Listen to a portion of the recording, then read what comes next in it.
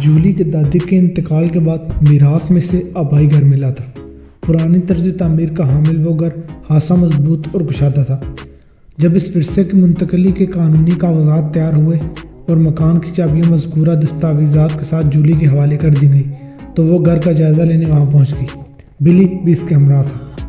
دادی نے گھر کی چابیوں کو جس کی رنگ میں ڈال رکھا تھا اس کے ساتھ ہی پوکر کا ایک چپ بھی منسلک تھا۔ گھر کے داخلی دروازے کے تالے میں چابی ڈالتے ہوئے جولی کے دل و دماغ میں عجیب سی حالت تھی۔ وہ توقع کر رہی تھی کہ دروازہ کھلتے ہی ماضی کی حسین یادیں اسے اپنے حصار میں لے لیں گی، لیکن ایسا کچھ نہیں ہوا۔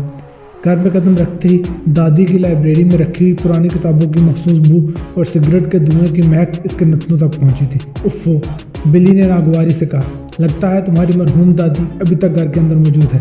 جولی نے اس کی بات پر توجہ نہ دی اور گھر کے اندر داخل ہو گئی۔ بلی نے اس کی تقلید تو کی مگر زبان سے اپنا کام بھی جاری رکھا۔ بھول جاؤ اس کباڑ خانے کو، بلی نے زور دے کر کہا۔ آؤ واپس اپنے اپارٹمنٹ چلتے ہیں، تمہیں جانا ہے تو جا سکتے ہو، جولی نے دو ٹوک انداز میں کہا۔ میں تو یہیں رک رہی ہوں، جب تک میں اس مکان کا مکمل سروے نہ کر لوں میں یہاں سے جانے والی نہیں۔ اپنی بات پوری کرنے کے بعد اس نے 2-4 گہری سانسیں لی اور سیدھی لیونگ روم میں پہنچ گئی۔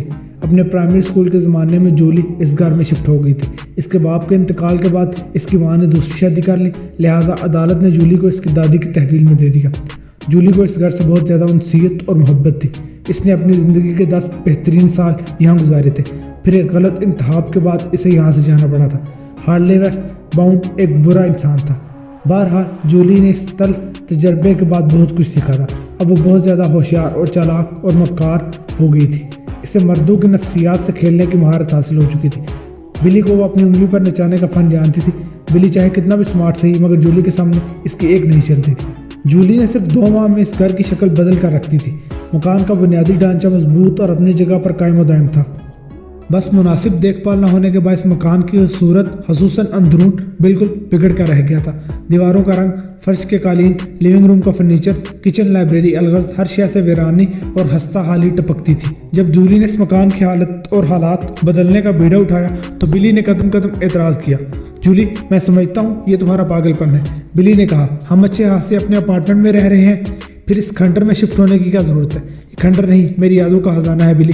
میں تمہارے احساسات کو سمجھ سکتا ہوں جولی، مگر کسی اپارٹمنٹ کی بنسبت ایک گھر کے اندر زندگی گزارنا زیادہ فرق اور عزت کی بات ہے۔ وہ قطع کلامی کرتے ہوئے بولی، ٹھیک ہے مگر وہ گھر رہائش اختیار کرنے کے قابل ہو تو ہی۔ میں مانتی ہوں کہ فی الحال یہاں شفٹ ہونا دانشمندانہ فیصلہ نہیں ہوگا، جولی نے چاروں طرف نگاہ دوڑاتے ہوئے مضبوط لہجے میں کہا۔ میں 2 ماہ کے اندر اس سستا حال مکان کو ایک جدید اور قابل رشک رہائش گاہ بنا دوں گی، اس کے بعد ہی ہم یہاں شفٹنگ کریں گے۔ 2 ماہ، جدید، قابل رشک، بلی بے یقینی سے اس کی طرف دیکھتے ہوئے بولا۔ پتہ نہیں تم کیا بولے جا رہی ہو، تمہیں کچھ اندازہ بھی ہے کہ یہ سب کرنے کے لیے کتنی زیادہ رقم کی ضرورت پیش آئے گی؟ وہ لمحہ بھر کو رکا، پھر شک زدہ نظروں سے جولی کو گھورتے ہوئے مستفسر ہوا۔ کہیں تم نے اس کباڑ خانے کی تزئین و آرائش کے لیے اپارٹمنٹ کو فروخت کرنے کا فیصلہ تو نہیں کر لیا؟ ایسی کوئی بات نہیں بلی، وہ چٹانی لہجے میں بولی۔ وہ اپارٹمنٹ بھی اپنی جگہ سلامت رہے گا اور یہ میرا آبائی گھر بھی ایک جدید عالیشان گھر میں بدل جائے گا۔ کیا تم نے کہیں سے کوئی جادو وغیرہ سیکھ لیا ہے؟ وہ طنزیہ لہجے میں بولا۔ اس کام کے لیے $1000 چاہیے ہوں گے، وہ کہاں سے آئیں گے؟ یہاں سے، جولی نے انگشت شہادت سے اپنے سر کو چھوتے ہوئے جواب دیا۔ یہ تمہارا سر ہے، کوئی ATM مشین نہیں۔ تم ہی تو کہا کرتے ہو میری کھوپڑی میں شیطان کا دماغ ہے۔ ہاں وہ تو ہے، وہ اس بات میں گردن ہلاتے ہوئے بیزاری سے بولا۔ تم شیطان کی خالہ ہو، بس تو پھر مجھ پر بھروسہ رکھو۔ وہ ٹھہرے ہوئے لہجے میں بولی۔ میں جو کہوں وہ کرتے جاؤ، مجھے بس تمہارا ساتھ چاہیے، میں تمہارے ساتھ ہوں، بولو کیا کرنا ہے۔ نمبر 1، اس گھر میں کوئی مزدور، مستری، پلمبر، کارپینٹر، الیکٹریشین قدم نہیں رکھے گا۔ وہ بلی کو اپنے منصوبے سے آگاہ کرتے ہوئے بولی۔ ہم یہ سارا خرچہ بچائیں گے، سمجھ رہی ہو نا؟ بخوبی سمجھ میں آ رہا ہے، وہ طنزیہ لہجے میں بولا۔ یہ سارے کام جن اور بھوت کریں گے، ہے نا؟ نہیں، وہ قطعی انداز میں بولی۔ یہ سب ہم دونوں مل کر کریں گے۔ یہ کیسا مذاق ہے جولی؟ وہ افق کے بڑے لہجے میں بولا۔ یہ تمام ٹیکنیکل کام ہے اور ہم پروفیشنل نہیں ہیں۔ نہیں ہیں تو کیا ہو جائیں گے؟ وہ بڑے اعتماد سے بولی۔ ہم گوگل کریں گے، YouTube وزٹ کریں گے، وہاں پر دنیا کے ہر کام کے بارے میں معلومات موجود ہیں۔ ہر چیز آسانی سے سیکھی جا سکتی ہے اگر انسان کے اندر سچی لگن ہو تو۔ بلی نے ایسی نظر سے جولی کو دیکھا جیسے اس کے سامنے دماغی مریضہ بیٹھی ہو۔ ایک سوال پوچھ سکتا ہوں؟ بلاخر اس نے سرسراتی آواز میں کہا۔ ہاں پوچھو، جولی نے معتدل انداز میں کہا۔ تمہارے اس عظیم منصوبے کو پایہ تکمیل تک پہنچانے کے لیے ہمیں paint, brush, roller, flooring tiles, wooden fixture, blinds, ceiling fans, اوزار اور ایسی ہی کئی ایک چیزوں کی ضرورت ہوگی۔ بلی نے اپنے دل کی بڑاس نکالتے ہوئے استفسار کیا۔ یہ سب کہاں سے آئے گا؟ ایسے مٹیریل کی فراہمی کے لیے شہر میں ایک بہت بڑا آرٹ موجود ہے، جولی نے گہری سنجیدگی سے کہا۔ وہاں ہر نوعیت کا تعمیری اور آرائشی سامان مل جاتا ہے۔ اور تم مجھے یہ سمجھانے کی کوشش کر رہی ہو کہ مارٹ والے مفت میں سامان دیتے ہیں۔ بلی کے لہجے میں تل ہی گل گئی۔ ہم بس وہاں جائیں گے اور اپنی ضرورت کی ہر شے گاڑی میں بھر کر لے آئیں گے، $1 بھی ادا کیے بغیر۔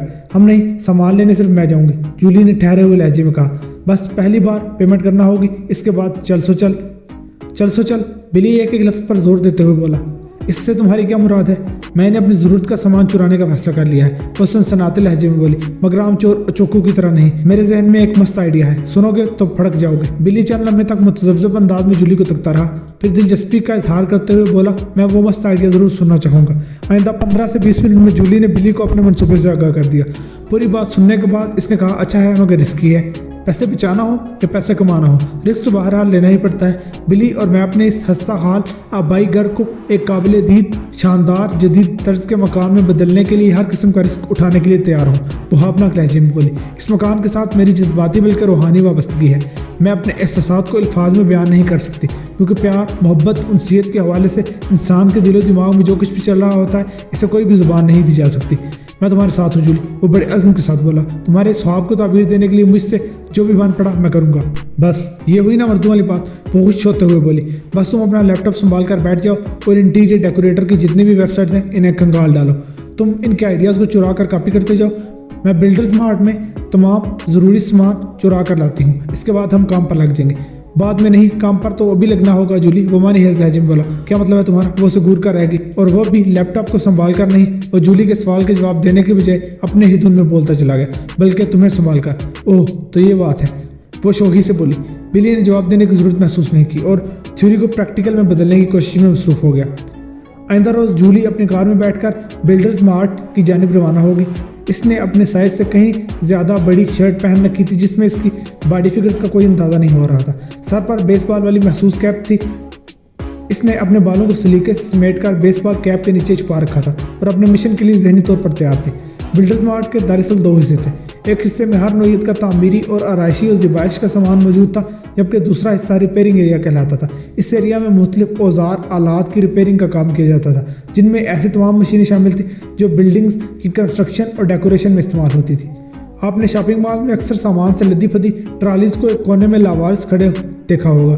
دراصل یہ ان کسٹمرز کی ٹرالیز ہوتی ہیں جو اپنی ضرورت کا سامان ٹرالی میں تو بھر لیتے ہیں، لیکن کیش کاؤنٹر تک پہنچنے سے پہلے ہی وہ کسی بھی سبب شاپنگ کا ارادہ ترک کر دیتے ہیں اور مال سے نکل جاتے ہیں۔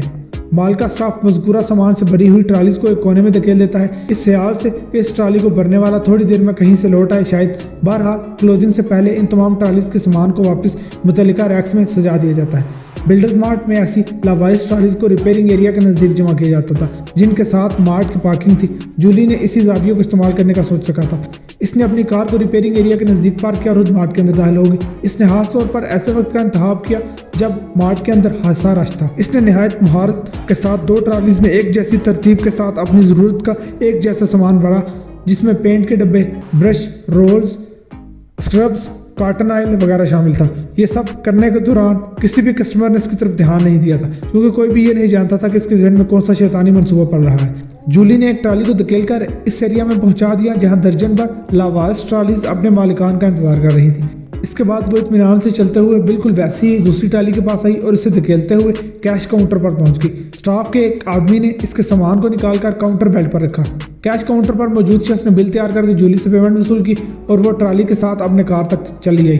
اس کے بعد جولی نے تمام سامان کو کار کی ڈگی میں منتقل کیا، ٹرالی کو وہیں چھوڑا اور کار میں بیٹھ کر گھر آ گئی۔ اس تمام عرصے میں اس نے زیادہ تر اپنی گردن کو جھکا کر رکھا تھا۔ ایک تو اس کے سر پر بیس بال کیپ تھی، پھر اس نے اپنے بالوں کو بھی کیپ کے اندر چھپا رکھا تھا۔ مزید برآں اس نے ہاتھ سے کھلی ٹی شرٹ پہنی ہوئی تھی۔ گردن کے جھکاؤ کی وجہ سے اس کا چہرہ بہت ہی کم کسی کیمرے کے سامنے آیا ہوگا۔ اس نے یہی کوشش کی تھی کہ سیکیورٹی کیمراز اس کی شکل نہ دیکھ پائے، اور وہ اپنے مقصد میں 100% کامیاب بھی ہو گئی تھی۔ ایک خاص اور دلچسپ بات یہ تھی کہ جولی نے چوری اور ہیرا پھیری کے معاملات کے حوالے سے اپنے آپ کو اچھی طرح سمجھا رکھا تھا۔ وہ اس کام کو برا یا غیر قانونی نہیں سمجھتی تھی، بلکہ اس کا ذاتی فلسفہ تھا کہ سمندر کے اندر سے پانی کے چند قطرے نکال لینے سے چوری کے زمرے میں نہیں آیا جاتا۔ اس نے چوری چکاری کا کام اس وقت شروع کیا تھا جب اس کے سابق شوہر ہارلے ویسٹ ماؤنٹ سے اس کا ازواجی رشتہ ٹوٹا تھا۔ ہارلے اس کے لیے جو رقم چھوڑ کر گیا تھا، اس کا فگر روم ٹمپریچر سے زیادہ نہیں تھا۔ अपनी बका के लिए इसे मैदान जंग में उतरना पड़ा। जब 1000 कोशिश के बावजूद इसे डंग की कोई जवाब ना मिली और भीख मांगना तो इसकी अनार खुददारी को गवारा ना हुआ, तो इसके शैतानी जहन ने इसे एक चीटिंग की राह पर डाल दिया। अब वो इस फील्ड में डॉक्टरेट कर चुकी थी। इसका ईमान ये था कि इस दुनिया में हर शख्स थोड़ा या ज़्यादा बददयानत जरूर होता है। घर पहुंचकर जूली ने तमाम बिल्डिंग मटेरियल को कार की डिग्गी से निकालकर अंदर पहुंचा दिया। बिली के साथ मिलकर लंच किया और नए गेटअप के साथ बिल्डर्स मार्ट की जानिब रवाना हो गई। इस बार इसने स्किन टाइट जीन्स चढ़ा रखी थी, जिसके ऊपर इसने drop shoulder and white neck T shirt पहनी हुई थी। इस टी शर्ट की वजह से इसके जिस्म का सामने वाला बालाई हिस्सा खतरनाक हद तक खुल गया था और देखने वाले की पहली नज़र वहीं पड़ती थी। इस मर्तबा इसने अपने बाप कट वाले बालों को भी हासी बाउंसी बना दिया था। वो मार्ट में दाखिल हुई और इसके बाद रिपेयरिंग सेंटर के नज़दीक खड़ी लावारिस ट्रॉलीज की जानिब बढ़ी और इसने 2 घंटे पहले जो सामान से भरी हुई ट्रॉली छोड़ी थी, इसे धकेलते हुए वो मर्चेंडाइज रिटर्न्स वाले काउंटर पर पहुंच गई। इस वक्त मर्चेंडाइज रिटर्न्स वाले काउंटर पर एक नौजवान क्लर्क मौजूद था। जूली ने अपनी दोनों कोहनियां काउंटर पर टिकाई और थोड़ी सी आगे को झुककर शाइस्ता लहजे में बोली, मेरा शोहर बिली अव्वल दर्जे का निकम्मा है। इस अहमक ने मुझे बैठे बिठाए एक परेशानी में डाल दिया है। जूली का असूल ये था कि अपने सामने वाले शख्स की तवज्जो वहाँ मरकूज कर दो जहाँ आप इसे कुछ दिखाना चाहते हो और इसे इस तरफ झांकने का मौका हरगिज ना दो जहाँ आप इससे कुछ छुपाना चाहते हो। जूली की मौजूदा ड्रेसिंग और बेबाक अंदाज इसके मकसद के हसूल में बहुत मददगार साबित हुआ था। बताइए मैडम, क्लर्क ने इसके खुले हुए गिरबान में झांकते हुए इस तरारी लहजे में पूछा, मैं आपकी क्या मदद कर सकता हूँ? मैंने बिली को जो सामान लेने आपके मार्ट भेजा था वो इससे बिल्कुल अलग चीज़ें उठा कर ले आया है। वो अपने बालों से खेलते हुए बोली, पेंट के ये शेड्स तो हमारे पास पहले ही रखे हुए हैं और दूसरी चीज़ें भी सेम टू सेम घर में मौजूद है। आप ये सामान वापस ले लें ताकि मैं इस रकम से दूसरी चीज़ों की खरीदारी कर सकूँ प्लीज़। लफ्ज़ प्लीज़ की अदायगी करते हुए वो थोड़ा सा और आगे को झुक गई। इसके साथ इसकी आंखों में आंखें भी डाल दी। काउंटर क्लर्क की धड़कनें खतरनाक हद तक बढ़ गई। इसकी चढ़ी हुई सांसों को समाप्त किया जा सकता था। वो जूली के फैलाए हुए जाल में बुरी तरह फंस चुका था।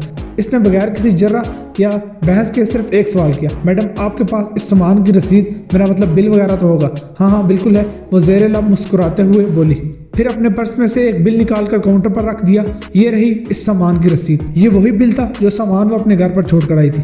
दोनों ट्रॉलीज का सामान चौके 100% एक जैसा था, इसलिए क्लर्क को किसी किस्म का शक नहीं गुजरा। इसने रिटर्न कार्ड निकालकर जूली के सामने रख दिया। मैडम आप इस कार्ड को फिल कर दें, वो बेचैनी भरी आवाज़ में बोला। बस ये एक फॉर्मेलिटी है, जानती हूँ। जूली ने एक कातिल मुस्कुराहट काउंटर क्लर्क की जानिब उछाली और मज़कूरा कार्ड में दर्ज कॉलम्स को भरने लगी, जिसमें नाम, फ़ोन नंबर, एड्रेस वगैरह जैसी मालूमात मुहैया करने को कहा गया था। जूली ने अपने हवाले से ये मालूमात फर्जी भरी थी और इस दौरान में इसने काउंटर क्लर्क को अपने नुमायां सरापे के दीदार में इस कदर मसरूफ़ रखा था कि उससे कार्ड की तरफ देखने का ख्याल ही नहीं आया था। क्लर्क ने 2-4 गहरी सांसें लेकर अपने सीने के बोझ को कम किया और रिटर्न कार्ड को पढ़े बगैर सामान के बिल को इस कार्ड के साथ स्टफल करने के बाद अपनी दराज में डाला और बिल वाली रकम के बराबर करेंसी नोट गिनकर जूली के हवाले कर दी। जूली ने दिल आवेज मुस्कुराहट के साथ इसका शुक्रिया अदा किया और पूरे एतमाद कदमों के साथ चलते हुए वो मार्ट के एग्जिट डोर की जानिब बढ़ गई। आइंदा 10 रोज़ में जूली ने बिल्डर्स मार्ट के कई फेरे लगाए और अपनी ज़रूरत का तमाम सामान दादी से विरसे में मिलने वाले मकान में जमा कर लिया। इस दौरान में उन्होंने घर को संवारने और सजाने का काम अपनी मदद आप के तहत शुरू कर दिया था। इस तमाम खरीदारी के लिए जूली ने बस पहली मरतबा कुछ रकम खर्च की थी। इसके बाद तो इसके बकौल मामला चल सो चल पर ही चल निकला था। वो हर बार रिफंड की रकम से कुछ और खरीद कर ले जाती थी। इस मिशन को कामयाबी से हमकिनार करने के लिए इसने जामिया होमवर्क किया था। ख़ास तौर पर मर्चेंडाइज रिटर्न्स वाले काउंटर पर ड्यूटी देने वाले क्लर्कों के मामूलात को इसने ध्यान में रखा था। इसकी यही कोशिश होती कि हर बार एक नए क्लर्क से इसका वास्ता पड़े। इस मकसद से वो कभी सुबह, कभी दोपहर और कभी शाम में मार्ट का दौरा किया करती और हर बार एक नई होशरुबा शर्ट के साथ। Armani, vintage, rolling stone, heart baby, एक से बढ़कर एक मर्दों के हवास पर बिजलियां गिराने वाली शर्ट्स में अपने पोशीदा हुस्न को नुमायां करके ड्यूटी क्लर्क की मत मार देती थी और वो बेचारा इसके दरख्वास्त नुमा अहकामात की तामील करता चला जाता था। बस अब एक ही काम बाकी रह गया था।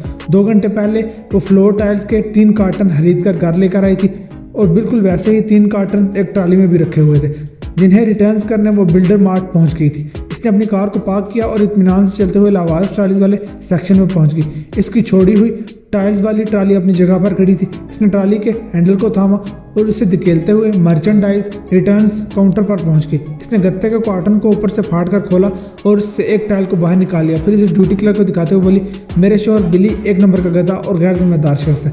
میں نے اسے جس رنگ کی ٹائلز لانے کو کہا تھا یہ اس سے بالکل مختلف ہے۔ اس نے ٹائل کو واپس کارٹن میں رکھ دیا اور دونوں کوہنیاں کاؤنٹر پر ٹکا کر وہ خطرناک حد تک آگے جھک گئی۔ پھر کلرک کی آنکھوں میں آنکھیں دیکھتے ہوئے مستفسر ہوئی۔ میں نے دیواروں پر ایش وائٹ کلر کرایا ہے، ان ٹائلز کی فلورنگ دیواروں کے ساتھ میچ کرے گی؟ نہیں، کلرک جذبات سے مغلوب پھولی ہوئی سانس سے بولا۔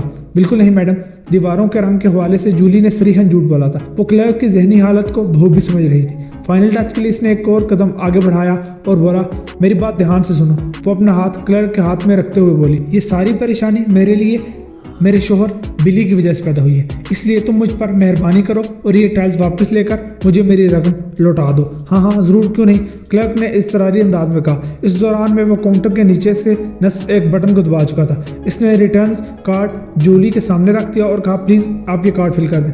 جولی مذکورہ کارڈ میں اپنی شخصیت کے حوالے سے مختلف معلومات بھرنے میں مصروف ہو گئی۔ وہ کارڈ سے نمٹنے کے بعد کاؤنٹر کلرک کو دینے ہی والی تھی کہ کم میں ابھرنے والی ایک تحکمانہ آواز نے اسے چونکنے پر مجبور کر دیا۔ میڈم اپنی جگہ سے ہلنا نہیں۔ جولی کی چھٹی جس نے بتا دیا کہ کوئی گڑبڑ ہو چکی ہے۔ وہ آواز اتنے نزدیک سے آئی تھی کہ یہ سوچنا خوش فہمی تھی بلکہ غلط فہمی ہوتی کہ اس کے بجائے کسی اور کو مخاطب کر کے رکنے کے لیے کہا گیا ہے۔ ایسی نازک صورتحال میں جولی کا ذہن کئی گنا زیادہ رفتار سے کام کرنے لگا۔ جولی، فائٹ یا فلائٹ؟ اس نے خود سے سوال کیا۔ صورتحال کا مقابلہ کرو گی یا بھاگنے کا ارادہ ہے؟ نہیں، میں بھگوڑی نہیں ہوں، اس کے اندر کی شاطر جولی نے جواب دیا۔ جو بھی سچویشن ہوگی میں ڈٹ کر مقابلہ کروں۔ اس عزم کے ساتھ اس نے پلٹ کر دیکھا۔ اسے دو افراد اپنی جانب آتے ہوئے دکھائی دی۔ ان میں سے ایک ادھیڑ عمر اور دراز قامت شخص تھا جبکہ دوسرا پستہ قامت اور فربا اندام شخص تھا۔ دراز قامت کمزور البدن شخص نے بلڈرز مارٹ کا مخصوص یونیفارم پہن رکھا تھا جبکہ اس کے ساتھی فٹ بال نما شخص کے جسم پر سیکیورٹی گارڈ کی وردی تھی۔ اس کے بیلٹ میں گن بھی دکھائی دے رہی تھی۔ ایک لمحے کے لیے جولی کو اپنی فائٹ والے فیصلے پر افسوس ہوا۔ وہ ان دونوں کے باس کی نہیں تھی۔ اگر وہ فلائٹ والے آپشن پر عمل کرتے ہوئے وہاں سے بھاگ نکلتی تو ان میں سے کسی کا باپ بھی اسے پکڑ نہیں سکتا تھا۔ ایگزٹ ڈور تک پہنچنے سے پہلے ہی لمبو صاحب کی سانس اکڑ جاتی اور سیکیورٹی گارڈ کی پتلون تو اندر سے پھسل کر اس کے گھٹنوں تک پہنچ سکتی تھی۔ بہرحال وہ رک گئی۔ اب ان مردوں کی آنکھوں میں آنکھیں ڈال کر مقابلہ کرنا تھا۔ میرا نام ٹیلر ہے، دراز قامت نے اپنا تعارف کراتے ہوئے کہا۔ میں بلڈرز مارٹ کے مفادات کی نگرانی کرتا ہوں۔ اس مارٹ کو نقصان پہنچانے والوں پر میں کڑی نظر رکھتا ہوں۔ تم میرے آفس تک چلو۔ اس کا لہجہ اگرچہ دوستانہ تھا مگر اس میں ایک خاص قسم کی تلخی بھی جھلکتی تھی۔ جولی نے محسوس کیا کہ بات کرنے کے دوران وہ اس کے بدن کے کھلے ہوئے حصوں کو ہی گور رہا ہے۔ اس کے ساتھ ہی گارڈ نے اپنا تعارف کرانے کی ضرورت محسوس نہیں کی۔ جولی نے ٹیلر کی ہوس بھری نظر کو نظر انداز کرتے ہوئے پورے اعتماد لہجے میں پوچھا، مسٹر ٹیلر تم مجھے اپنے آفس میں کیوں لے جانا چاہتے ہو؟ ایک چھوٹی سی انکوائری ہے، ٹیلر نے بدستور اس کے جسم کے نشیب و فراز کا جائزہ لیتے ہوئے جواب دیا۔ میرے ریکارڈ کے مطابق تمہارا نام ان افراد میں شامل ہو چکا ہے جو اسمارٹ کو نقصان پہنچا رہے ہیں۔ میں نے ایسا کچھ نہیں کیا۔ جولی نے اس پر چڑھائی کر دی۔ میری بات کا یقین کرو، میں تو یہ ٹائلز واپس کرنے آئی ہوں جو میرا شوہر غلطی سے لے گیا ہے۔ میں مانتی ہوں یہ میرے شوہر کی غفلت سے ہوا ہے، یہ ٹائلز میرے کسی کام کے نہیں ہیں، اس لیے میں انہیں لوٹانے آئی ہوں، بس اتنی سی بات ہے۔ یہ اتنی سی بات نہیں ہے، ٹیلر نے طنزیہ انداز میں کہا۔ ٹائلز کے یہ 3 کارٹن تم گھر سے نہیں لائی بلکہ تم نے اسی مارٹ کی ایک ٹرالی سے چرائے ہیں۔ تمہارے پاس اس بات کا کیا ثبوت ہے؟ میں نے یہ ٹائلز اس مارٹ سے چرائے ہیں، جولی نے برہمی سے کہا۔ میں تمہیں وہ ثبوت دکھانے کے لیے ہی تو اپنے آفس لے کر جا رہا ہوں، وہ ایک لفظ پر زور دیتے ہوئے بولا۔ ان ٹائلز کی خریداری کی رسید ہے میرے پاس، جولی نے کہا۔ تمہاری رسید کو میں بعد میں دیکھوں گا، وہ رکھائی سے بولا۔ پہلے تم وہ دیکھ لو جو میں تمہیں دکھانا چاہتا ہوں۔ اگر میں تمہارے ساتھ جانے سے انکار کر دوں تو، جولی نے اکھڑے ہوئے لہجے میں کہا، تو پھر مجھے مجبوراً پولیس کو بلانا پڑے گا، وہ دو ٹوک انداز میں بولا۔ میں تمہیں اور تمہارے خلاف جانے والے ٹھوس ثبوت کو پولیس کو دے دوں گا، پھر تم رسید کے بل بوتے پر اپنی صفائیاں پیش کرتی رہنا۔ ٹیلر کی باتوں سے مضبوطی جھلکتی تھی، ایسا لگتا تھا جو کہہ رہا ہے وہ کر بھی گزرے گا۔ جولی کسی بھی قیمت پر خود کو پولیس کی تحویل میں نہیں جانے دینا چاہتی تھی کیونکہ وہ جانتی تھی کہ اسے اپنی بے گناہی ثابت کرنا مشکل ہو جائے گی۔ اگرچہ مارٹ والوں کی شکایت پر پولیس والوں کو اس کے گھر پر چھاپا مارا تو وہاں بلڈرز مارٹ کا اتنا سامان برآمد ہوگا کہ جن میں سے کسی کی رسید اس کے پاس نہیں ہوگی۔ اس کے بعد وہ لمبے عرصے کے لیے جیل چلی جائے گی اور یہ جولی کو ہرگز قابل قبول نہیں تھا۔ ابھی تو صرف ٹائلز کے 3 کارٹن کا معاملہ ہے، اس نے خود سے کہا۔ ان کی خریداری کا پکا ثبوت بھی ہے میرے پاس، مجھے ٹیلر کی بات سن لینا چاہیے۔ میرے خیال میں پولیس اس مسئلے کا حل نہیں، مسٹر ٹیلر، وہ اس شخص کی آنکھوں میں آنکھیں ڈال کر معتدل انداز میں بولی۔ میں مطمئن ہوں کہ میں نے اس مارٹ سے کوئی چوری نہیں کی، ان ٹائلز کی خریداری کی رسید ہے میرے پاس۔ چلو مجھے دکھاؤ کہ تمہارے پاس میرے خلاف ایسا کون سا ثبوت ہے جس پر تم اس قدر اکڑ رہے ہو۔ ٹھیک ہے آؤ میرے ساتھ، ٹیلر نے رعونت بھرے لہجے میں کہا۔ جولی چپ چاپ اس کے پیچھے چل پڑی۔